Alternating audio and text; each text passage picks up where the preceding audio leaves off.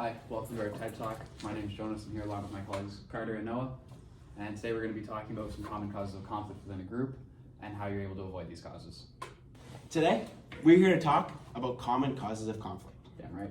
The best way to explain common causes of conflict is basically a disagreement between people or groups of people.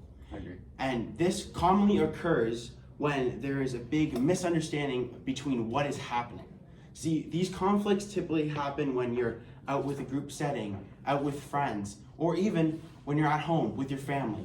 These conflicts can happen all the time. There's so many different parts of conflicts that we can talk about.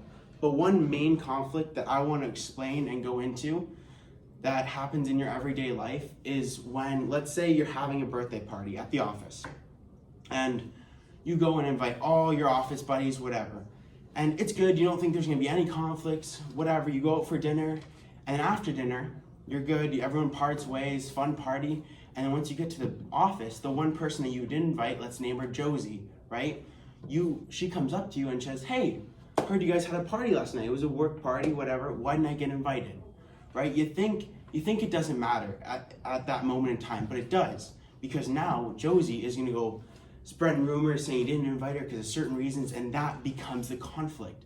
And maybe Josie now doesn't want to talk to you or doesn't want to work on a group project that might be crucial to what you guys are doing in work that day.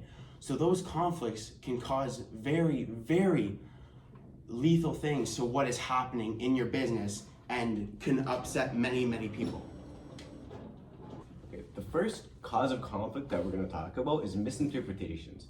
They're an extremely common cause of conflict because they can happen in many different situations, ranging from sports teams to relationships to friend groups and just a work environment. They can be due to a lack of information given to the group members, a lack of clarity within conversations, or even like a mistaking of how like they worded things. That's a big one. So this can be very difficult to deal with and approach. So we're going to talk about avoid, right? Yeah, hard to avoid. That's a big topic right there, is the avoidance of miscommunication. because avoiding it is just most of the time they just come out of nowhere. So you have to make sure you're very articulate with how you word things in the start so you can avoid these things. And if you don't avoid it, if you do avoid it and then you just put it It could come back, it could come back to bite you, definitely try to get you in the rear end, right? Yeah. So, It could this type of misinterpretation can like ruin relationships between colleagues, friends, partners, all different things. A good way to avoid this is to make sure you fully understand the conflict. Yeah, understand what's at stake, right? What's on the table and stuff like that, you know? Yeah, and make sure you're clear beforehand when explaining things, when talking, when having conversations, and make sure everybody understands what's going on evenly, so people aren't in different places. A common thing that can happen, this can come back to you, is when people say, "Oh, you never told me that. You never gave me enough information. You didn't explain it well enough." So that's why we have to make sure we explain it well. We make sure they understand by asking them personally if they understood the situation, right? And then we won't have this conflict. Yeah, definitely. Yeah. Especially for Miss Dishfield, right? Because there's people like I don't know, for instance, like Seba in our class. Because a lot of times she'll explain something and then he'll be sitting there and he'll be like, "Oh," and he'll say it's just a big misunderstanding, like Miss, you didn't explain that. Yeah, exactly. So like by her saying that, she gotta make sure it's known, right? Even putting it down on paper, that's a big way, like for companies and like even teachers, just to say, "I gave you this work, how are you misunderstood?" type thing. You know what I mean? So like stuff like that, it's like a big thing when miscommunication. That's why a lot of big mistakes happen when like building, like let's say bridges, building from two sides of the bridge. I've seen it a few times.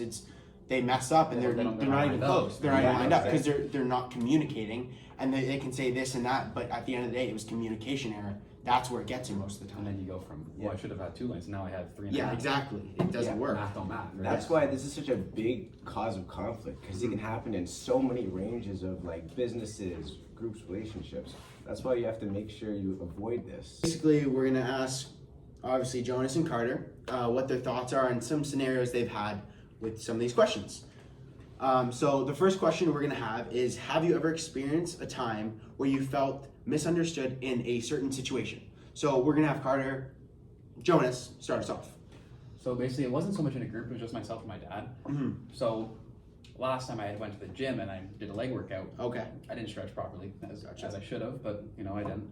And my legs were shot for a few days, Okay. almost a week pretty much. So next time I was going to the baseball gym. I was going to Okay, gotcha, some yeah. throwing.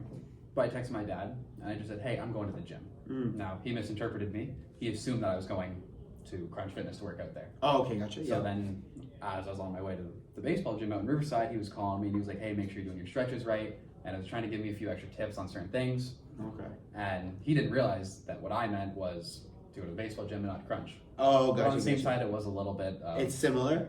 Yeah, like it was a misinterpretation, but Yeah. at the same time, it was also miscued by myself. I didn't. Yeah. Okay. I didn't You explain know, myself very okay. well.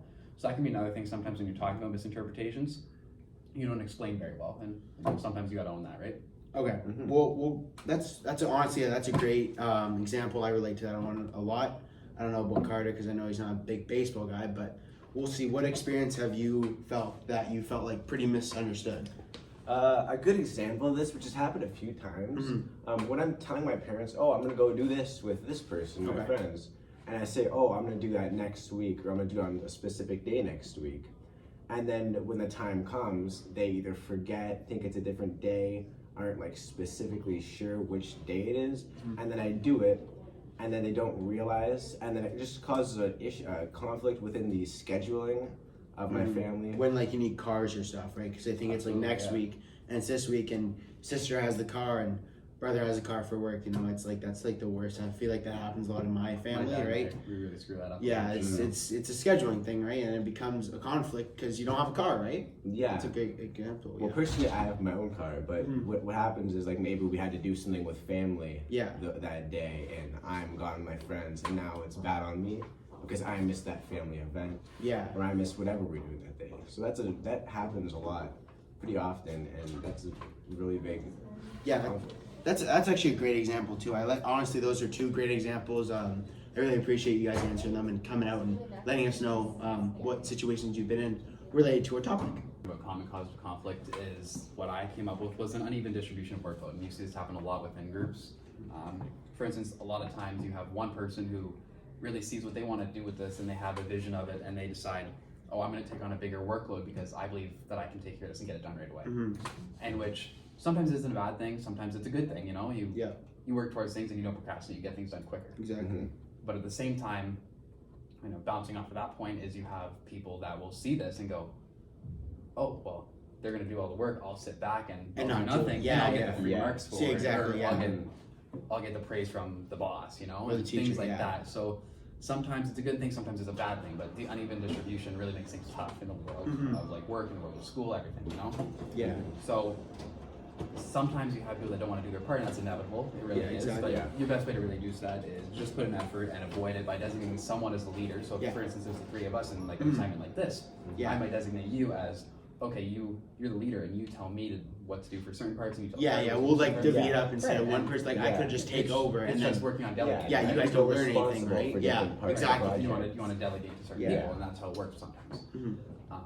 But other times in doing that, once you have a group leader and you get that done, Yeah. most things kind of fall into hand. So if you hand things out equally, Yeah. Equally spread is always the equally best, right? distributed. It's Exactly, and then, like just as an example, I had a grade 11 accounting project that I did a couple years ago in Mr. Bushedry's class, Okay. and Mr. Moosh, yeah. yeah, which is great. My partner, he wanted to do a lot of work, so I ended up doing the whole project. Okay, and yeah. Even when we got to the presentation, because Mr. Mhm. Bushedry loves doing presentations. Yeah. I pretty much did the entire presentation myself. Yeah, and exactly. Yeah. I actually got a really good mark on it, but so did he, and even Yeah. he Yeah. knew a whole lot of work. Yeah, honestly, if you don't distribute your work evenly, like I even felt sometimes when I don't do a ton of work, like when someone just tries to almost take over, it almost feels like sometimes I feel bad because like I'll get a good mark and I'll be like, damn, I really didn't do anything with this project. Like, and I just feel like sometimes it just like messes with you and you're like, some people don't really care. They're like, oh, perfect, free project. But then some people are like, well, I didn't help. I don't deserve this mark. And Feels it's like you just stole the money. yeah, it just Absolutely. seems like you're That's even piggybacking, right? self-decided. It's piggybacking, right? Like for instance, my me and Carter are in the same data class. And Yeah, yeah. I'm working with Mason on our culminating right now, Mhm. and two other people as well. Jordan's one of them. But Mason's working on the report, and he's got the whole thing almost done, right? And I'm like, Yeah. oh, like I Yeah, yeah, haven't yeah. done anything yet, so like Exactly. let me make sure I Let get me my hop part in, of the yeah. slides. Mhm. You can take care of the report. I'll do my part in the slides here. Mhm. Yeah. Yeah, that's a great subject to talk on. Yeah, That was awesome. Thank you. Yeah. As we're wrapping up here with our TED Talk, I just wanted to say that between this whole subject and what we're talking about, common causative conflicts, realistically, what we're looking at is there's one big thing, right? Common causative conflict. There's so many different internal things of that, which we touched on with Jonas and Carter, right?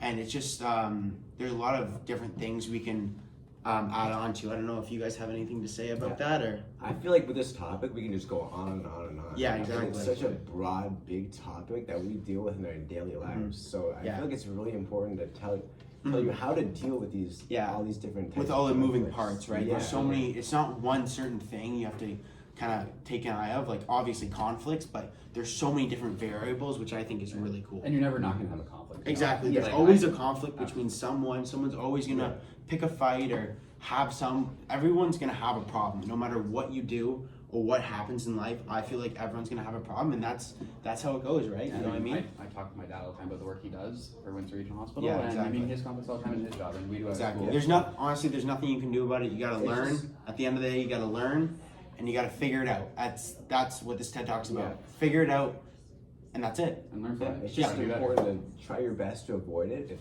If the conflict arises, know how to deal with it. Yeah, you just move on. Move on from it and get better. Yeah, and that's it. So, thank you. Yeah, thanks. Thanks.